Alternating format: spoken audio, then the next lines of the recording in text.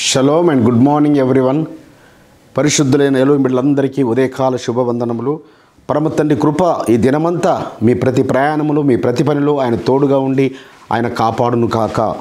ఈ దిన కృపావాక్యము చూసుకుందాము. ఎలోహిం బిడ్డలారా, అపోస్తలుడైన పౌలు గారు రాసిన పత్రిక, కొరింథీయులకు రాసిన పత్రిక, మొదటి పత్రిక 10వ అధ్యాయము 13వ వచనము. ఎలోహిం నమ్మదగినవాడు, మీరు సహింపగలిగిన అంతకంటే ఎక్కువగా ఆయన మిమ్మల్ని శోధింపబడనివ్వడు. మన రక్షకుడు, మన విమోచకుడు, మన ఎలోహిం ఎంత నమ్మదగిన వాడనగా, మనము శోధనలోకి మనం కొన్నిసార్లు మనం అప్పగిస్తున్నాడంటే మనము సహించగలిగినంతనే శోధనలకు అప్పగిస్తాడు. ఆ శోధన వెనకాల అనేకమైన దీవెనలను, ఆశీర్వాదాలను, మేళ్లను ఆయన దాచి ఉంచుతాడు బిడలారా.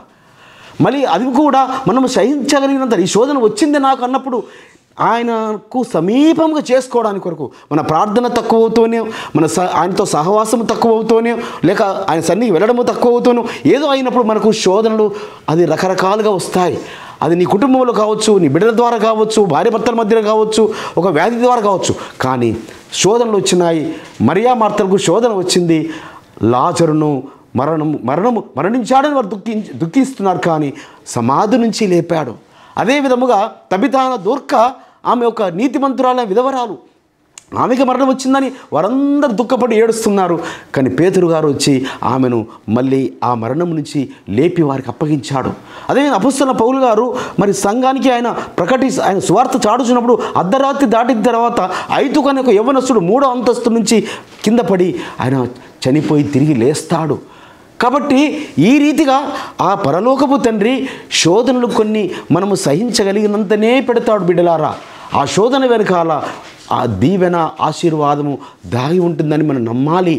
నమ్మితే మనము ఆ శోధన నుంచి తప్పించబడతాము.